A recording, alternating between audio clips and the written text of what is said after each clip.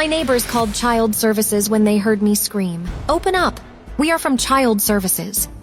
A loud, urgent knocking shattered the silence. We have received a complaint regarding possible child abuse. We would like to speak to your daughter.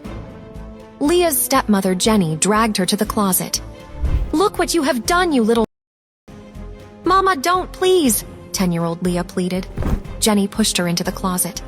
If you make a single sound, she whispered, low and venomous, I'll leave you in an orphanage, where you actually belong. She slammed the door, the lock clicked shut. The space was dark and cold, reeking of mothballs and old coats. Leah pressed her ear against the wood, her body trembling. Panic and guilt swirled in her chest. Outside, Jenny's practiced, sugar-sweet voice floated through the door. Oh, officers, what a misunderstanding, she said cheerfully. You know how kids are, always playing too roughly. The officers' voices rumbled in reply, low and polite. Then came Alyssa's soft giggle, her voice bright and innocent, Jenny's younger daughter. Everything's fine, sir. Mommy and I are playing tag, she said. Leah's small body shook in the dark. The laughter outside felt miles away, belonging to another world, one she was never part of. That's when she realized. No one was coming to save her. She was all alone in this world. As the door slammed shut, the closet lock clicked open. Jenny yanked the door wide and hauled Leah out by the hair. She didn't cradle her or check for tears. She threw her on the marble with a hard, careless shove. Leah's head hit the floor. Pain burst behind her eyes and warm blood trickled through her hair. Dizzy and bleeding, she tried to rise, but Jenny towered over her like a storm. You little... It's you who called 911, didn't you? Jenny spat, fury shredding her voice. Leah choked, trying to speak through the dizziness. No, Mama, it wasn't me. Please. Her words broke into cries. Alyssa stood frozen at the doorway, eyes wide and trembling, too shocked to move. You filthy piece of shit, Jenny snapped, face twisting. You don't belong with the Youngs. You're a mistake. I'll make sure you're gone. Her words curdled into a threat so raw it made the room gasp. That's when the doors burst open. Leah's stepmother had just made the biggest mistake of her life. What are you doing? Get off her! Leah breathed a sigh of relief when she heard a familiar voice of Chairman Lancaster, head of the Lancaster family. He stormed over and yanked Jenny away from Leah. His gaze softened as he turned to Leah, who was crying, her clothes covered in blood. Are you all right, Leah? He asked, concern etched on his face. Grandpa! Leah sobbed. Her tears flowed harder as Chairman Lancaster's expression darkened. Leah's real mother had been like a daughter to Chairman Lancaster, so after her passing, he made it a priority to check on Leah and care for her. Normally, he would always notify before visiting, but this time he came unannounced, hoping to surprise her. What he didn't expect was to find Leah in such a devastated state. At the sound of Chairman Lancaster's voice, Jenny went pale. She hadn't expected him to show up unannounced. The Lancasters were one of the most powerful families in the city, and she definitely didn't want to make him angry. Is this how you treat her when I'm not around? Chairman Lancaster's voice cut through the tension, his fury building. Hitting and neglecting her, is this how you treat Leah? Did she tell you that? Jenny stood up, her accusation sharp. She's lying. She's always causing trouble. She did that to herself. I've seen it all already, Jenny, Chairman Lancaster said, his voice laced with an icy rage. I've seen exactly who's hurting who. Fury burned in his eyes as he confronted her. But before Jenny could say anything, Chairman Lancaster interrupted. Enough, he shouted, his voice echoing through the empty hall. My grandson Derek will marry her once they come of age. Jenny was left speechless by Chairman Lancaster's announcement. From now on, Leah is a member of the Lancaster family. So, if I ever see another scratch on her... He paused, his gaze cold, making Jenny gulp. I will destroy the entire Young family. Jenny flinched but didn't dare speak. Chairman Lancaster turned to Leah, his eyes softening instantly. Will you have lunch with me? When Leah nodded, he straightened his back and announced, She will be back by night. With that, he walked outside with Leah. The echo of Chairman Lancaster's footsteps faded down the hall, leaving the mansion in heavy silence. But that silence didn't last long. Minutes later, in another room, the storm broke once again. Jenny threw a glass across the room. I will not live in the same house as that girl, she announced to her husband, Lawrence Young. Lawrence tried to calm her down. Jenny, the Lancaster family is backing her. We can't touch her. She is to be wedded to Derek Lancaster. Jenny's voice turned cold. I don't give a damn about that. If Leah is going to stay in this house, I will leave. You have to choose, Lawrence. Who is it going to be, Leah or me? Lawrence hesitated. He couldn't defy his wife, but he also couldn't openly abandon his daughter, especially when his late wife's properties were in Leah's name. So he chose what he believed was the safest compromise. Finally, he sighed. Fine, I'll send Leah abroad, boarding school, somewhere far. Jenny smiled faintly. That was exactly what she wanted. The next week, Leah was sent abroad to study. Lawrence promised her everything would be taken care of. Focus on your studies. I'll handle the rest, he told her before she left. For the first year, the money arrived regularly. Tuition was paid, rent was covered, life was simple and quiet. Then the transfers began to shrink. At first, it was small, delayed payments, a reduced allowance. But when she turned 16, the payments stopped coming. Alone in a foreign country, Leah had no choice but to survive on her own. She took whatever work she could find, part-time jobs, commissions, small freelance projects. During those years abroad, the messages from Derek, her fiancé, were her only source of hope. She clung to them as though her life depended on them. When she turned 18 and finished school, she returned home expecting things to change. But Jenny didn't even let her set foot in the house. You're an adult now. Don't come begging this family for help again. You're no longer our responsibility, she said coldly. As Jenny slammed the door in her face and Lawrence said nothing to stop her, Leah realized the house she once called home was no longer hers. She left quietly, determined to support herself. In the beginning, Leah thought about visiting Derek but hesitated, believing that now, having been cast out by the Young family, she wasn't worthy of the Lawrence family. So she focused on working hard, developing her comic, and taking on small jobs to support herself. One morning, when a sharp ache twisted in her stomach, she had no idea her life was about to fall apart. She went to the nearest clinic, hoping for some medicine, but the doctor's words left her reeling. Congratulations, Miss Young. You're 3 weeks pregnant. What? Leah's mind went blank. She hadn't even processed the words before the doctor kept talking. I've written you a prescription for some prenatal vitamins. His voice sounded like it was coming from the end of a long tunnel as the room started to spin. What in the world is happening? Leah thought. Here. The doctor tore a page from his prescription pad with a casual flick of the wrist. The scratchy sound of the paper snapped her out of her daze. Come back next month for a checkup. Leah's mouth opened and closed like a fish gasping for air, but no words came out. She stared at the slip of paper, which sat on top of a small pamphlet about pregnancy. When she finally looked up, a short, humorless laugh escaped her. Doctor, are you sure? She asked, though the question clearly annoyed him. I think there has to be some kind of mistake. That's impossible. I've never been with anyone. She didn't even have a boyfriend. Never had. Not so much as a fling. So how could she possibly be pregnant? Besides, I only came in for a stomach ache, she added, her voice growing smaller. Doctor, I'm telling you the truth, I swear. The doctor's frown deepened. Miss Young, have you undergone any procedures? In vitro fertilization, perhaps? Donor insemination? What? No. Then there's only one other way you could be pregnant, the doctor said, his tone sharp. Look, if you're just embarrassed about getting pregnant out of wedlock, please don't waste my time. He finally snapped, his voice loud enough for the entire waiting room to hear. I have other patients. My diagnosis is final. Feeling defeated and utterly humiliated, Leah walked out of the office. She could hear the hushed, catty whispers and feel the judgmental stares from the other women in the waiting room. Kids these days, getting themselves knocked up with no thought for the consequences. Leah kept her head down, shuffling out of the clinic and back to her scooter. The second she was home with the door shut behind her, she slid to the floor, her entire world crashing down. I'm pregnant. How? She whispered, her voice full of disbelief and terror. And what would my family say? How would Derek react? Panic surged through her when she thought about her fiancé, Derek. She placed a hand on her still flat stomach, her lip trembling. A life inside me, she whispered. How do I even? The words caught in her throat as she pressed her hand harder against her stomach, her eyes softened with a mix of guilt and warmth. What now?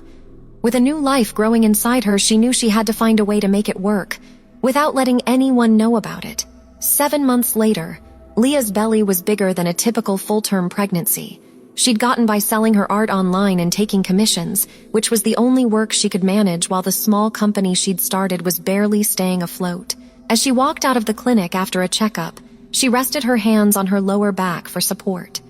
The sheer weight of her belly made every step a struggle, and her back ached constantly. Suddenly, a flashy neon orange sports car screeched past. Startled, Leah stumbled backward, losing her balance and landing hard on the pavement. Thankfully, she caught herself with her hands, wincing as a jolt of pain shot up her arms. Her first thought was a spike of panic for the baby. Her worry was cut short by a familiar grating voice. Turning her head, she saw Derek storming toward her. Clinging to his arm like a designer handbag was Alyssa Young, Leah's half-sister. "How dare you get pregnant while we're still engaged?" Derek shouted, pointing an accusing finger. "Leah, you swore you'd devote your life to me. The second I turn you down, you go get knocked up by some bum?" Leah's eyes flicked between Derek's furious face and Alyssa, who was clinging to him like a koala to a tree. "Leah, I just couldn't believe it when I heard," Alyssa cooed, her voice dripping with fake concern. "And you and Derek are still engaged. Are you trying to trap him into raising some other man's kid? Is this how you repay our family for taking in an embarrassment like you?" Alyssa's words were gasoline on the fire. Derek's face turned an even darker shade of red as he glared down at Leah, a look of pure disgust on his face. He thought she was shameless and ungrateful. "I'm canceling our engagement. There's no way I'm raising another man's kid." Derek's words hit her, but not in the way he expected. It was true, they'd been engaged since they were teens, but Leah had assumed it was unofficially over the day she moved out. A smug smirk played on Alyssa's lips as she watched her miserable half-sister. She pressed herself closer to Derek, deliberately pushing her chest against his arm. "Derek, let's not waste our breath on her," she purred sweetly. "We confirmed she's pregnant, and you just called off the engagement. That's all that matters." Looking down at Alyssa, Derek's anger melted away. The difference between her and Leah was just so stark. Alyssa was smart, beautiful, and sweet. Leah, on the other hand, was just smart. "You're right," he agreed. "She's a waste of breath." Alyssa beamed, and the two walked off arm in arm toward the obnoxiously bright sports car. Leah was still on the ground, watching them speed away. "For people who don't want to waste their breath, they sure love to run their mouths," she muttered, rubbing her stomach gently. "And who said I'd devote my life to him? He's not even my type. God, the nerve of them. Okay, stop, no." Happy thoughts only. She pushed them from her mind and focused on her belly. "Are you okay, little one? I'm so sorry Mommy was careless. No, don't think about them." Once she was sure the pain had subsided, Leah carefully pushed herself up. It was a struggle with the cumbersome weight of her belly, but she managed to get to her feet. She dusted herself off and looked up at the crosswalk. The walk sign lit up, and she started to carefully cross the street. But before she could make it to the other side, a loud horn blared. A blinding light flashed in her periphery. When she turned her head, all she saw was a black sedan speeding right at her. No license plate, just the smell of burning rubber and a scream that was cut short. 5 years later, Leah sat in a first-class seat on a flight back to the country where she had lost her children. She had unfinished business to attend to. Her red lips were pressed into a thin line, her sharp eyes filled with a mix of curiosity and annoyance as she stared at the invitation to the engagement party of her half-sister Alyssa and her ex-fiancé, Derek. No, she wasn't flying back to celebrate. She was coming back to officially end an engagement she never wanted, with a family she never asked to be a part of. Alyssa could have the man. Leah was there for something much more important. 5 years ago, because of them, she had lost everything she had worked so hard for, including the precious new lives that had just started inside her. Now, 5 years and one first-class ticket later, she was finally ready to settle the score. And while she was at it, she'd make damn sure they never sent her another invitation again. Little did she know, as she read the invitation, 2 small heads popped up from their seats a few rows ahead. Only the tops of their little round faces were visible over the seatbacks, but their wide, identical eyes shone as they stared at the beautiful woman in the back of the cabin. "Mama," the little girl whispered in awe. Her twin brother blinked beside her and whispered back, "We found her." Meanwhile, at the arrivals terminal of the airport, Derek paced back and forth, his annoyance a tight knot in his stomach. He kept checking his watch, getting more impatient with every second that ticked by.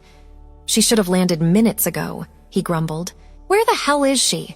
What's taking so long?" "Sir, Miss Leah should be out any moment. Brian, the young butler for the Lancaster family, tried to calm him down. If we could just be a little more patient." "Patient?" Derek scoffed. "I've been waiting for over half an hour. Why did I have to be the one to come get her myself?" Brian sighed. "Your grandfather's orders, sir. He'll be furious if he finds out you weren't here to meet Miss Leah personally." Derek clicked his tongue, his frustration mounting. This whole mess was his grandfather's fault. He and Leah's maternal grandfather had been best friends their whole lives, from playmates to classmates to buddies in adulthood. Their bright idea was to seal that friendship by arranging an engagement between their grandkids. "That woman is such a pain," he muttered. He needed her to be the one to tell his grandfather she didn't want this engagement. "Leah's always been obsessed with me," he thought. "But she can't possibly be shameless enough to cling to me if I make it clear I don't want her, right?" This was going to be a challenge. Leah was selfish enough to use the engagement to torpedo his relationship with Alyssa. And while Derek could just break it off himself, that would mean getting cut from his grandfather's will. No, Leah had to be the one to end it. "That annoying girl," he hissed, thinking of the ugly duckling of the young family he remembered. "I swear I'm going to." He spun around and slammed right into someone's shoulder, knocking the woman back a step. His anger flared. "Can't you watch where you're going?" The words died on his lips when he saw who he'd run into. He stopped short, stunned, his breath caught, his heart suddenly hammering against his ribs. Standing just a few feet away was a vision. Bright red lips were a stark contrast to her flawless pale skin, and her dark, curly hair cascaded around a pair of oversized sunglasses. Dressed in a fitted black dress, she looked more like she was heading to an exclusive club than just stepping off a flight. "Derek?" Leah raised an eyebrow, studying him from behind her dark lenses. Of all the people to run into. As Leah's jaw tightened into a frown, Derek's scowl melted away, replaced by a charming smile. "I'm so sorry, I wasn't paying attention," he apologized, his voice smooth as silk as he reached a hand toward her. "Are you all right, miss?" She took a half step back, avoiding his touch. Her voice was cold. "I'm fine." "Right, of course." He chuckled, a little flustered. Even with the huge sunglasses, he could tell she was stunning. "Are you sure you're okay?" Leah arched an eyebrow, a smirk playing on her lips. The idiot didn't even recognize her. "Perfectly fine. Don't worry about it."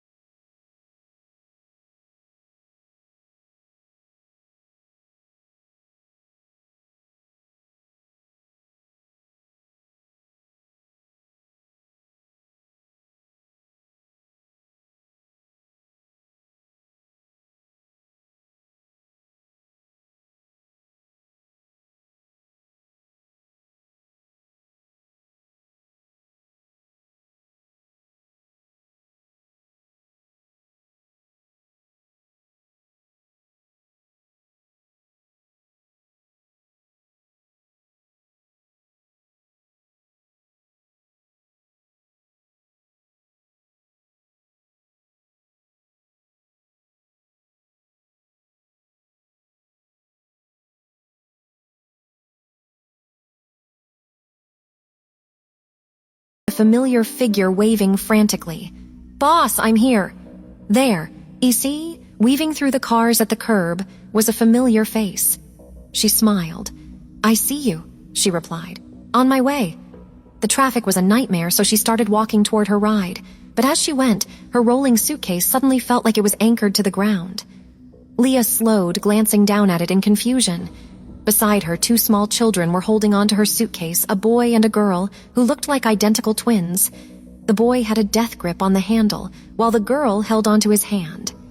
They stopped when she stopped, beaming up at her with impossibly sweet smiles. "Oh?" Leah blinked, looking around. The area was packed, but no one seemed to be frantically searching for a pair of missing kids. She smiled back, about to gently tell them they had the wrong person, when they spoke in perfect, cheerful unison. "Hello, Mommy?" Leah's eye twitched. She bent down, resting her hands on her knees. "Honey, I think you've made a little mistake," she said gently. "I'm not your mom. Are you two lost?" The twins shook their heads in such perfect sync that it was almost impressive. "Cha-Cha and Second aren't lost," the boy, named Second, announced. He took a step forward and grabbed Leah's arm. "We're with Mommy." "Wow, peculiar names." Leah forced a laugh, glancing around nervously. The little boy's grip was surprisingly strong, as if he had no intention of letting her go. "Boss," a familiar voice called out to her. Salvatore, Leah's subordinate and friend, jumped out of his car and hurried over. His eyebrows furrowed when he saw the twins standing with her. "Salvatore, just take my suitcase," Leah said through a strained smile. She then turned back to the twins. "Okay, kids, how about we go look for your real mommy and daddy? They're probably worried sick about you." At that, the sweet smiles on their faces vanished, replaced by teary eyes and trembling lips. "Mommy, don't leave us," the boy wailed, jumping to hug her leg. "Mommy, I'll be a good boy, I promise." The girl, meanwhile, hugged her other arm tightly. "Mama, don't go. Don't leave Second and Cha-Cha here. We'll be good kids," they yelled together. "Please don't abandon us." "What?" Leah froze as the twins burst into tears, drawing stares and judgmental murmurs from the people around them. "What is happening?" Salvatore opened and closed his mouth a few times before he finally blurted out, "Boss, since when did you have kids?" "I don't," Leah mumbled, and marched them toward the airport's lost and found, doing her best to ignore their dramatic wailing. No matter how much the twins wailed, Leah marched them straight to lost and found. It was the right thing to do. She couldn't just take 2 random kids home simply because they'd decided she was their mother. Even there, they wouldn't let up. It took her driver's license and several other documents before the staff finally believed her. "Boss, should we really just leave them?" Salvatore asked, jogging to keep up as Leah stormed out of the management office. "Aren't we waiting for their parents?" Leah glanced back at him. "You just want to see if I actually look like their mom, don't you?" His grin was immediate. I mean, the resemblance must be something if those kids were that convinced. "Oh, you," she sighed, shaking her head. "Wait here, I need a minute." She made a beeline for the restroom before he could respond. The whole thing had rattled her more than she wanted to admit. It wasn't every day 2 kids ambushed you and caused a scene, insisting you were their mother. Inside, she went straight for the sinks, gripping the cool edge of the counter before finally looking at her reflection. Salvatore's question was rattling around in her head. "Since when did you have kids?" Leah's hand drifted to her stomach. 5 years ago, she'd been pregnant, but her son never got to see the world. It wasn't that she hated children. She adored them. The problem was that her own son never got the chance to call her mommy, and she missed him with a pain that was still sharp, every single day. So when the twins had thrown their arms around her, that hug she'd only ever imagined from her own son, it had hit somewhere deep. She exhaled. "Get it together, Leah. The universe is just playing a twisted joke on you." Leah splashed cold water on her face and walked out of the restroom. Salvatore was waiting for her outside. "Let's go," she said without breaking stride. Salvatore flinched, surprised to find her already halfway down the hall. "Hey, wait up, you okay?" Leah didn't answer, eyes fixed on the parking garage exit. He fell into step behind her, trying to read her mood. She doesn't usually get like this, he thought. Did being mistaken for a mom really get to her that much? "Are you stopping by your dad's place?" he asked, quickening his pace to get ahead and grab the van door. Leah paused. No, forget it. Okay, he said with a small, easy smile, sliding the door open. They both froze. Sitting primly in the back seat, Athenes waving with enormous grins on their faces, were the twins. The exact same twins she had just left at the management office. Hello, Mommy, the boy, second, said cheerfully. Cha-Cha waved with an equally sweet smile. Hello, Mommy. What the heck? The words died in both their throats. Were they even kids? How had they gotten out of the management office? How had they gotten in the van? Leah shot Salvatore a sharp glare. He threw his hands up immediately. I swear I locked the van. Then how? Leah looked back at the twins, at a loss. How? Second and Cha-Cha just giggled, eyes sparkling with mischief. Did you sneak out? Salvatore asked, bewildered. And how did you even find the van? We didn't sneak, Cha-Cha announced, holding up a tiny finger. We called someone and they let us go. Second nodded seriously. And we remembered the car and the license plate. And the van wasn't locked, Cha-Cha added brightly. That last part earned Salvatore a death glare from Leah. So we waited for Mommy to come back. We're good kids, Mommy. We behaved, Second chimed in. You're gonna love us. Leah was speechless. Salvatore, meanwhile, looked almost impressed. Wow, they're in perfect sync. Did they rehearse this? Leah pinched the bridge of her nose. She'd already done the responsible thing, and the airport staff had simply let them walk. Then again, there had been an announcement about missing children earlier, and no one had come to claim them. Is this some kind of scam? She muttered. Salvatore blinked out of his daze. Can't say I've heard of this one, but hey, maybe it's a new strategy. At the word scam, the twins' faces fell. They'd clearly expected Leah to welcome them with open arms. Instead, they were being treated like tiny con artists. We're not like that, Second muttered, frowning. Cha-Cha's lip trembled. Mommy, if you don't believe us, call our father. Leah's chest tightened, watching their bright expressions crumble so fast. Those wide, pleading eyes on their round little faces. Was she being too hard on them? She exhaled, shoulders dropping. Fine. Their faces instantly lit up. But I need your father's number first, okay? Leah pulled out her phone with a warm smile. Do you know it? Yes, Second cheered. Cha-Cha! Right on cue, Cha-Cha was already digging through her tiny backpack and stretched out a small arm, a crumpled sticky note pinched between her fingers. Leah smiled at the crumpled paper and unfolded it. Then her eyebrows shot up, international number. She opened a calling app just in case, one ring too. A strange nervousness coiled in her stomach as she watched the twins watch her with hopeful eyes. Please don't let this be part of something bigger. Someone picked up. Hello, I'm at the airport with 2 children, Second and Cha-Cha, she said, keeping her voice steady. They say this is their father's number. The management office released them, so they're with me now. Silence. Hello? She pulled the phone away to check. Still connected. She brought it back to her ear just as a voice came through. Okay, low, cold, impossibly calm, or maybe just bored. Leah's brow furrowed. Okay, yeah. A low hum. Look after them for me. I'm busy. The line went dead. But Leah remained frozen, staring at her phone in complete disbelief. She wasn't sure if she should be shocked or furious. That was it? That was all their father had to say? Look after them, I'm busy?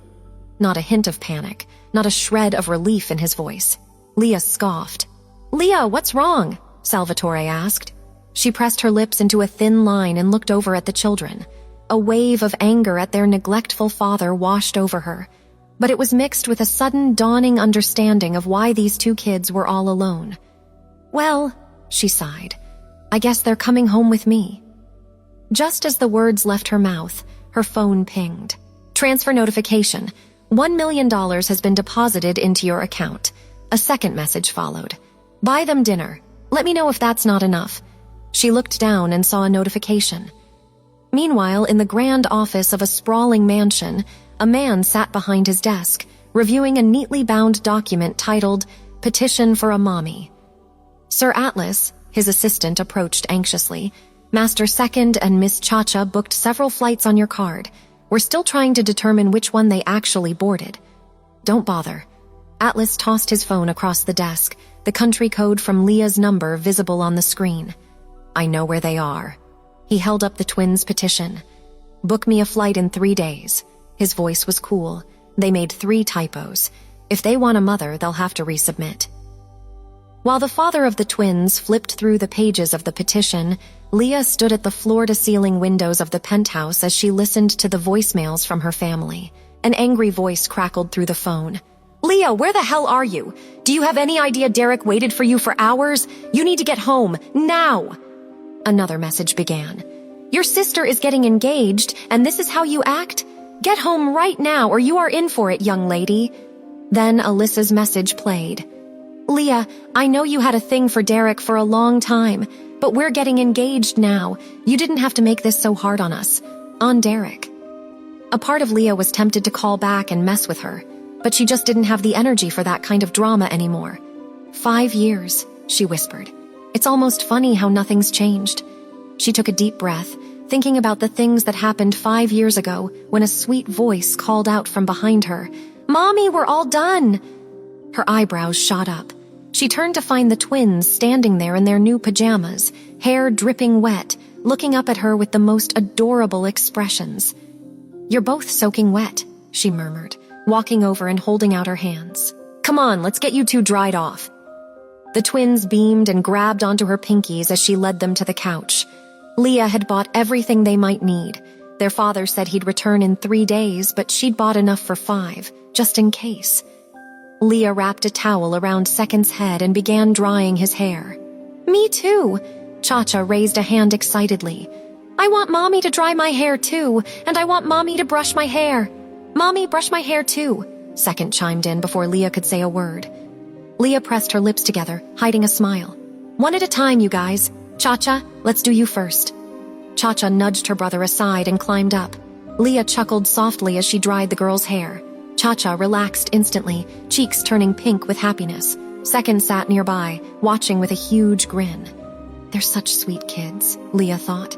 Their father must be unbelievably rich to casually wire millions to a stranger. Even their names, Second and Cha-Cha, were unusual. They had appeared out of nowhere, and their father had handed them over for 3 days without hesitation. "Mommy, my turn," Second said. "Oh," Leah cleared her throat. "All right, Cha-Cha, it's your brother's turn now." Cha-Cha hopped down and Second took her place. Leah brushed his short hair gently while Cha-Cha watched eagerly. Once she finished, Leah dusted them with baby powder and sprayed a bit of kid-friendly cologne. The twins giggled as she fussed over them until they smelled like candy. Taking care of 2 kids the moment she returned to the country definitely wasn't part of the plan, but she had to admit, it wasn't so bad. Second and Cha-Cha were unbelievably sweet and well-behaved. "Oh," Second suddenly perked up.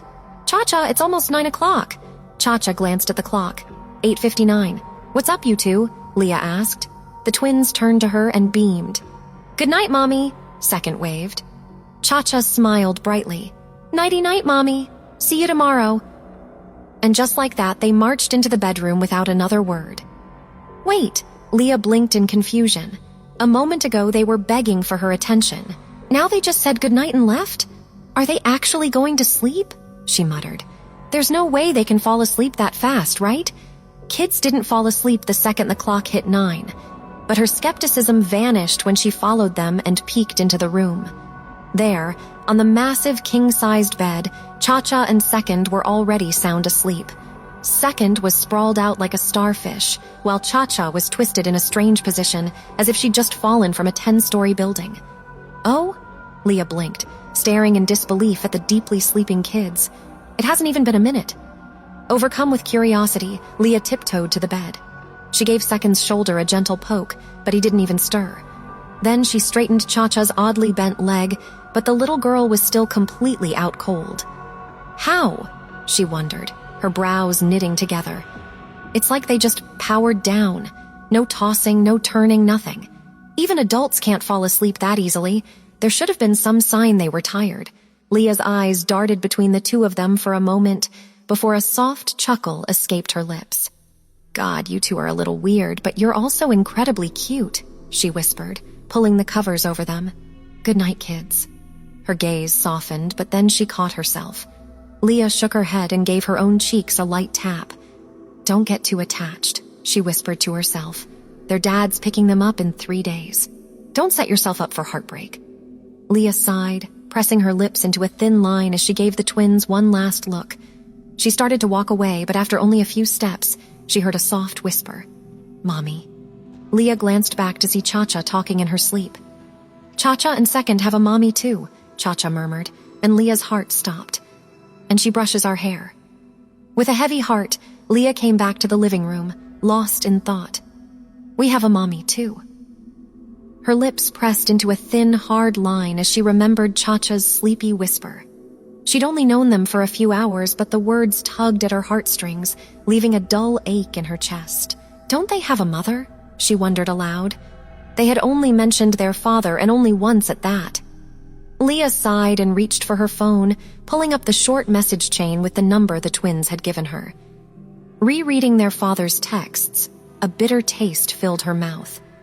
"What kind of father just neglects his kids like this?" she muttered, completely unimpressed. "Whatever the situation is, you can't just let your children run around with no one watching them. It wasn't normal. Honestly, it made her want to call Child Protective Services on the guy." She started typing a message to the unsaved number. "Cha-Cha and Second are asleep. Let me know if you're coming to get them." But just as she was about to press send, her thumb hovered over the screen. She made a sound of annoyance and jabbed the delete button. Forget him. The twins' father hadn't replied to her last message, and he hadn't even asked about them. So why should she be the one to bother? His complete lack of interest in his kids made her furious, and her heart broke for them. Still, Cha-Cha's words replayed in her mind like a broken record, making her more upset by the second. Leaning back against the couch cushions, she sighed. "Forget about them," she whispered, closing her eyes. "A neglectful parent. Of all people, I should know about that. After all, the only real parent Leah ever had was her late mother. After she passed away, her neglectful father didn't waste any time moving another woman into their house. To make matters worse, that woman had a daughter of Leah's age who also happened to be her father's child." Her eyes cracked open. "I feel so bad for them," she whispered, thinking of the twins, before letting her eyes close again. With them shut, the highlight reel of her own miserable life flashed through her mind, a horror movie she was cursed to rewatch, especially the incident that had shattered the last piece of her heart. A few hours later, Cha-Cha and Second stood beside the couch, staring down at Leah's face with matching, curious expressions. She had conked out right there instead of sleeping with them in the bed. Second poked a chubby little finger into Leah's cheek. It sank in, soft and squishy, and the twins broke into a fit of giggles. "Second, we have a mommy now, right?" Cha-Cha whispered to her brother. "She's our mommy, right?" Second rubbed his chin, pretending to think it over. After a moment, he nodded decisively and turned to Cha-Cha. "Yes," he chirped, resting his little hands on her shoulders. "Cha-Cha, we have to be really good so Mommy will stay with us." Cha-Cha nodded, her eyes glinting with determination. The two of them shifted their gaze back to the sleeping woman before sharing a conspiratorial look. Huge grins spread across their faces as they giggled. The stiffness in her neck was what woke Leah. She sat up before she was even fully awake, rubbing the sore spot. When she finally blinked her eyes open, she hadn't realized she'd fallen asleep on the couch until two little kids were beaming at her. "Good morning, Mommy," the twins chimed in unison. Leah jolted, her heart leaping into her throat. Clutching her chest, her eyes darted between the twins, who were standing a few feet away from her. "Oh gosh," she gasped, patting her chest. "You two nearly gave me a heart attack. Mommy, we made you breakfast." Cha-Cha ran to her side, beaming, her cheeks flushed with excitement. "Are you hungry?" "Cha-Cha and I didn't know what you liked, Mommy, so we just used the stuff you had in the kitchen," Second added, bouncing on the balls of his feet. Leah managed an awkward smile as she looked at their eager little faces. A second later, the awkwardness melted away, replaced by a warmth spreading through her chest. "Really? You made me something?" "Yes," the twins cheered. "Want to see? Mommy, let's go." With that, they each grabbed one of her hands and started pulling her toward the kitchen. Leah chuckled, letting the energetic duo start her day with their cuteness. She wasn't expecting anything special for breakfast. Maybe some cereal or a couple of pancakes. Even that would have been seriously impressive for a couple of 5-year-olds. But when Leah walked into the dining room, her jaw hit the floor. Spread across the table was a feast. It wasn't just pancakes and cereal, it was a table full of gourmet dishes that looked like they belonged in a high-end restaurant. Leah looked at the children, her mouth still hanging open. There was no way these kids could have done this. "You two made this?" she stammered. They both nodded enthusiastically. She didn't want to believe them, but they were so insistent that Leah didn't have the heart to burst their bubble. Any doubt she had vanished, though, once she sat down. The twins launched into such a detailed explanation of each dish that she didn't dare ask any more questions. What was more shocking was that not only was the presentation incredible, but everything tasted heavenly. The twins giggled while Leah took another bite. "Oh my gosh, you two," she breathed out, looking at the endearing children. Her expression softened as she ruffled their hair. "I absolutely love it." The twins paused for a second and just stared at her. Then their smiles stretched even wider, their cheeks blushing a brighter shade of pink. Behind Leah's back, Cha-Cha raised her hand, and Second slapped it in a perfect high five. In their minds, they had only one thought: mission accomplished. The twins only had one plan: to make Leah their mother. And to do that, their first step was to make her fall so in love with them that she would overlook being stuck with a husband like their father. After the meal, Leah was surprised to find that, on top of making all those dishes, the twins had also cleaned the kitchen until it was spotless. She didn't know if it was talent, if the twins were geniuses, or if the hardships of life had forced them to grow up way too fast. Either way, it was a memorable breakfast she would never forget. Once Leah finished the dishes and returned to the living room, she picked up her phone. Her family and Derek had been blowing it up all night and all morning, but one particular message caught her attention. The message was from Derek. It read, "Leah, my grandpa wants to see you today. He's coming to Youngs's house for the engagement party, so you'd better be there. This is your last chance to break off our engagement. If you don't, I'll never forgive you." "He's coming here?" she wondered, ignoring the rest of Derek's usual drama. She frowned and sighed. Did they really have to send the chairman, especially when his health is so fragile? The young family might have been one Leah was unlucky enough to be born into, but there were still a few people she cared about. One of them was Derek's grandfather, who had always treated her more like family than her own father ever had. "Fine," she breathed out, finally deciding to respond to them. She got ready and left the penthouse with the twins in tow. When Salvatore saw them, he couldn't help himself. "Hey, Leah, are you really bringing them along?" Leah glanced back at him. "It's not like I have a choice." Her gaze fell to the twins, who were each holding one of her hands, skipping and humming happily beside her. The moment she'd told them she needed to leave for a bit, their big, round eyes had welled up with tears, and their little mouths had started to tremble. So, before they could start bawling and before the guilt could hit her, she'd quickly caved. "I have to go somewhere. Do you two want to come with me?" Instantly, the sadness vanished from their faces.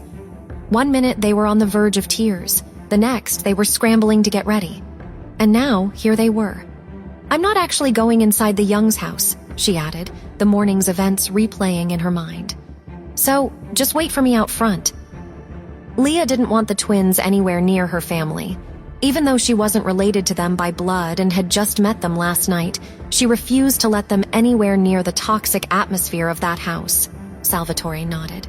"Got it." A van was waiting for them the second they stepped outside. The four of them climbed in, Leah once again squeezed between the twins, while Salvatore took the seat in front of them. "Mommy, where are we going?" Second asked, looking up at her. "Are we going to your dad's house?" Cha-Cha leaned closer. "Are you going to ask if you can keep us?" "Well," Leah forced a smile, ruffling their hair. "I just have to make a quick stop at someone's house, and then I'm taking you both to get ice cream." Second's and Cha-Cha's eyes lit up. They asked in unison, "We can have ice cream?" "What?" Leah's brow furrowed as she glanced from one to the other. Had they really never had ice cream before? The twins then added, their voices suddenly small. "Mommy, are you going to throw us away after? We really want to stay with you." "What? No, of course not, yay!" The twins high-fived right in front of her. "Mommy is the best. We get ice cream and we're not getting thrown away." Salvatore, meanwhile, studied Leah's profile, catching the faint glimmer of affection in her eyes, and something else, too, something like longing. He had a feeling she was going to be devastated when their father finally showed up to get them. It was strange. She usually kept everyone at arm's length, but here she was, getting attached so fast. His eyes narrowed slightly as he looked back at the twins. He wondered if it was just him or if they actually looked a little bit like her. In the young residence, Leah's stepsister, Alyssa, admired her reflection in the full-length mirror, smoothing down her dress before a satisfied smile spread across her face. A voice from the doorway broke her concentration. Alyssa turned, her smile widening as her mother, Jenny, swept into the room. Jenny stopped just behind her, stroking her daughter's curly hair. "When the Lancasters see you today, they won't be able to resist, especially Derek. A woman as beautiful as you marrying into that family, you'll be the most gorgeous daughter-in-law they've ever had." "Mom," Alyssa blushed, though her smile faltered with a flicker of worry. "What about Leah? Is she coming?" She bit her lip. "You know how much Chairman Lancaster likes her. If she doesn't tell him she's breaking the engagement, this whole thing could blow up in our faces. The entire arrangement could be called off. And what was the point of marrying Derek if he wasn't even going to be in the will?" "Don't you worry, Alyssa," Jenny soothed, cupping her daughter's cheek. "Don't you waste a single thought on that girl. She'll show up." Jenny's lips curved into a smirk. She wouldn't dare cross Chairman Lancaster. If she does, she loses the only person she has in her corner. Alyssa's relief was visible. She gave her mother a quick hug, then turned back to the mirror, where her mother stood behind her. "Mom, I'll be a Lancaster soon," she whispered to her own reflection. Jenny rested her hands on Alyssa's shoulders, her own eyes meeting her daughter's in the mirror. "And once you're officially a Lancaster," she said, her smile sharp in the reflection, "we can finally take our rightful place in the society circles we were always meant for."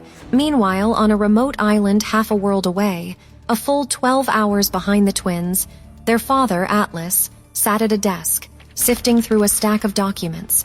His assistant, Alan, stood beside him. "We also discovered the Young family has close ties to the Lancasters of Novera," Alan reported, adjusting his glasses. "Rumor has it the two families are planning to unite through an engagement. Coincidentally, the Lancasters just reached out to that firm you set up in Novera," Alan continued. "They want to partner on their current project, and the man leading it is Derek Lancaster, the one reportedly engaged to the Young's daughter." Atlas paused, his gaze fixed on Leah Young's profile. Not Derek Lancaster's. Hers. "I see," he said after a beat of cold silence. He looked up at Alan and handed back the reports. "Greenlight the meeting. Give them whatever they want." Alan frowned. "Sir, are you sure? There are rumors about both the Young and Lancaster families." "The Young family is connected to my children," Atlas said coldly, leaning back in his chair. "They will be controlled, subdued, or broken if they resist." His tone was sharp, unforgiving, each word landing like a hammer blow. "Besides," he continued, "my kids haven't tried to bolt, which tells me they're fine where they are. So let's give them a little reward, or a ransom if you prefer. Pay them before they even think to ask." He was still staring at Leah's picture. How are the twins connected to the Young family? Is Leah really their mother? What will happen when Leah reaches the engagement party? Install the Pocket FM app now within 1 minute to listen to the first 10 episodes for free. Download now before the offer disappears.